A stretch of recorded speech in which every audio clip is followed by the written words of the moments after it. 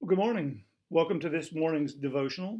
Hope it's a happy Tuesday for you. If you want to go ahead and find your way in the Bible to the book of Psalms, we'll be looking at Psalm number 77 in just a few moments.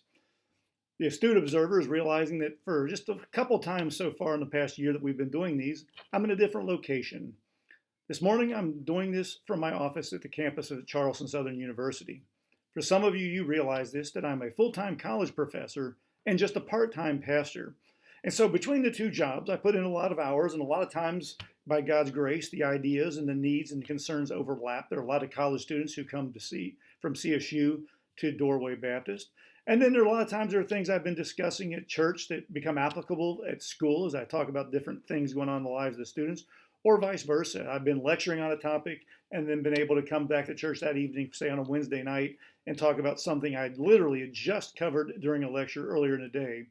Sometimes, however, it's just a matter of pure convenience. That's the case this week. This morning, I'm in my office at CSU. I had a class that got canceled because we were able to get done a day early as the semester wraps up this week. But then I've got another class here in just a little bit that I've got to go to and talk about spiritual disciplines, particularly things like fasting.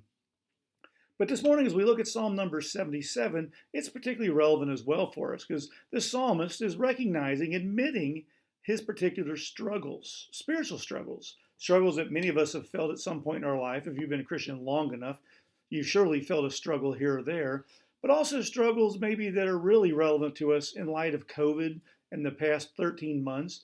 Maybe it's struggles that you've felt over the years at church, whether at Doorway or somewhere else, where you've wondered, where's God when things seem to be falling apart?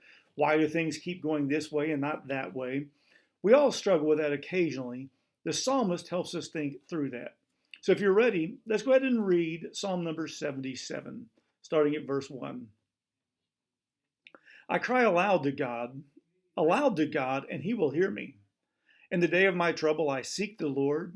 In the night, my hand is stretched out without wearying. My soul refuses to be comforted. When I remember God, I moan. When I meditate, my spirit faints. You hold my eyelids open. I am so troubled that I cannot speak. I consider the days of old, the years long ago. I said, let me remember my song in the night. Let me meditate in my heart. Then my spirit made a diligent search. Will the Lord spurn forever and never again be favorable? Had his steadfast love forever ceased? Are his promises at an end for all time? Has God forgotten to be gracious? Has he in anger shut up his compassion? Then I said, I will appeal to this, to the years of the right hand of the Most High. I will remember the deeds of the Lord. Yes, I'll remember your wonders of old. I'll ponder all your work and meditate on your mighty deeds. Your way, O God, is holy. What God is great like our God? You are the God who works wonders. You have made known your might among the peoples. You with your arm redeemed your people, the children of Jacob and Joseph. When the waters saw you, O God, when the waters saw you, they were afraid. Indeed, the deep trembled. The clouds poured out water, the skies gave forth thunder, your arrows flashed on every side. The crash of your thunder was in the whirlwind, your lightnings lighted up the world. The earth trembled and shook. Your way was through the sea, your path through the great waters. Yet your footprints were unseen. You led your people like a flock by the hand of Moses and Aaron. And so the psalmist, Asaph, admits, as many of us are sometimes reluctant to do, that he was struggling spiritually. For whatever reason, he was in a time period of spiritual doldrums. He was down. He was grieving. He was frustrated. If you picked up in the language of the psalm, he's wondering exactly where is God in times like these. We've all been there. I've been there even as a pastor, wondering what's it going to take for God to do something different? What's it going to take before God will intervene and change things up? Sometimes we never know the answer. Sometimes we don't live long enough to see it. Sometimes we just have to wait. But the psalmist gives us another way to process this information as well, to think about what it is God is doing in light of what God has done. So let's go through the psalm here real quickly, and let's just pick up a few things here and there, take notice of a key pointer here, and think about what it is the psalmist has to say to us in 2021 as the pandemic is weighing on and on It seems to fade and then it comes back. Or when things at church one day are good and the next day they seem to be frustrating. How do we interpret these things in light of God and God's past? I think the psalmist will help us think through that. So he begins admitting at the very beginning of the psalm, he says, I've cried aloud to God. I'm praying. He's begging for God's intervention with a conviction that God will hear. The good news is, of course, that we do have a prayer-hearing God. Our sin sometimes prevents our prayers from rising to heaven, if you will. He's aware, but he's not going to answer until we repent and come clean and get right with him. And sometimes that's the very reason why our struggles continue, why our struggles seem to prevail. They just seem to go on and on persistently. It's because we've not yet prayed for God's forgiveness. We've not yet confessed our sin. And so search your heart and ask yourself, are you crying out to God? And does he seem to be answering? If not, perhaps the problem is not with God's ability to hear or respond, but with your inability to admit your problems and faults. So he cries out loud. He says, in the day of my trouble, in verse 2, he seeks God. At the night, he reaches out his hand, reaching for God's help without wearying. He doesn't seem to stop. Yet his soul refuses to be comforted.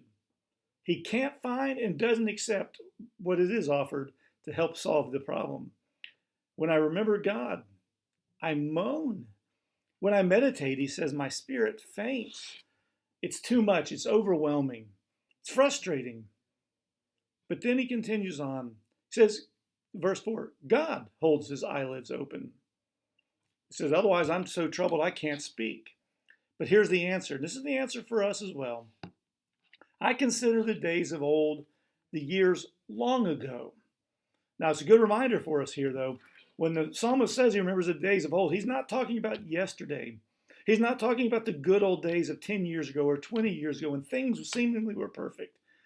He's saying if we really understand God's grace and mercy, we need to think beyond that. Because sometimes what we think are God's blessings are actually God letting us have our own desires, and sometimes those desires turn out to be our own cursings. And so the psalmist encourages us to think back beyond our own selfish little world, beyond our understanding of what makes us happy and what seems to suggest to us that we're blessed, but to think back to times when God clearly was at work and blessing. I consider the days of old, the years long ago, he says in verse 5. He says, let me remember my song in the night. So he begins with, let me remember where I was. Let me meditate in my heart. Then, he says, after I've been through that, after I realized the good old days weren't always that good, and by the way, remember a side note, your good old days may have been somebody else's bad old days. And so not everybody's going to agree on what the ideal was. Was the ideal when brother so-and-so was the pastor? Was the ideal such and such when you had this job or that job? Sometimes we got to see past ourselves to actually see God's goodness. And so I said, then in verse 6, then my spirit made a diligent search. And he's wondering, he's honest, painfully so. Will God's burn forever? Will it not be favorable? Has his love ceased? Are his promises at an end? Has God forgotten? Has he closed the door on his compassion? He's being honest. But then he says, then I'll appeal to this, to the years of the right hand of the Most High. Then I'll remember when God's strength was shown. I'll remember the deeds of the Lord. Yes, I'll remember the wonders of old.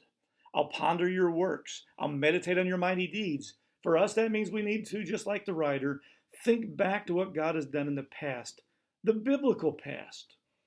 Those things revealed to us by God's hand through the work of the Holy Spirit. Not our favorite memory of this or our good memory of that, but the things that God has told us to remind us of his goodness and greatness. When he does it, he says, verse 13, your way, O God, is holy. What God is great like our God? All of a sudden, things are starting to come in perspective. You're a God who works wonders. You've made known your might among the peoples. He's shown his goodness in the past. When you can't remember it in your life, look back and see where it has been revealed in others. You with your arm redeemed your people, the children of Jacob and of Joseph, those who at the end of Genesis went into Egypt and found themselves stuck there at the end of the story of Genesis and the beginning of the book of Exodus. And then that's where he takes us immediately. Takes us into the book of Exodus and to the Exodus itself. When the waters saw you, O God, he's talking about the waters of the Red Sea, the waters that were seemingly holding the Israelites back, the waters that were going to trap them as the Egyptian army came, the waters, the circumstances that seemed to smell their ultimate demise. When the waters saw you, he says in verse 16, they were afraid. The waters trembled. In the Old Testament literature, like the book of Psalms, waters often represent turmoil and trouble. Think of the beginning of Genesis, when all is null and void and the water is stilled only by the presence of God, when he begins to separate the waters in between the dry ground and the land and the water around it. It says the clouds had poured out the water, the skies gave forth thunder, the arrows flashed on every side, lightning and whirlwind and storms. And then in the midst of the storm, God does something. Your way, God, verse 19, was through the sea. God's answer is not always to get you out of the trouble. God's answer is not always to have you steer clear of the problem. Sometimes God's answer is to take you into the midst of it, to show you who he is, and perhaps to reveal to you who you are. Your path was through the sea, your path through the great waters, and yet your footprints were unseen. Sometimes we don't see God leading us through them. And then verse 20, yet you led your people like a flock. You led them, he says at the end of verse 20, by the hand of Moses and Aaron. Sometimes God uses the miracle, the spreading of the water, the parting of the Red Sea. Sometimes we fail to recognize, though, that God is also leading us, guiding us, providing us in very soft spoken ways, in ways that we often maybe take for granted or overlook. Sometimes he's leading us by the hand, by his people in their hand. In this case, by the hand of Moses. They criticized, they lamented, they moaned about Moses leading them to the edge of the Red Sea. What have you done? You're going to kill us. When he takes them into the wilderness after crossing the Red Sea, what did you do? Bring us out here to die of thirst. He gets them water. They go further. Now there's no food. They complain, why have you done this, Moses? Often forgetting what all God has done for them, through them. And so sometimes, as the psalmist says, we've got to stop and ponder, what is God doing in our lives? What lesson is he teaching us? He's teaching us about his goodness. And sometimes he's revealing to us that his goodness has already been revealed to us, if only we'd open our eyes.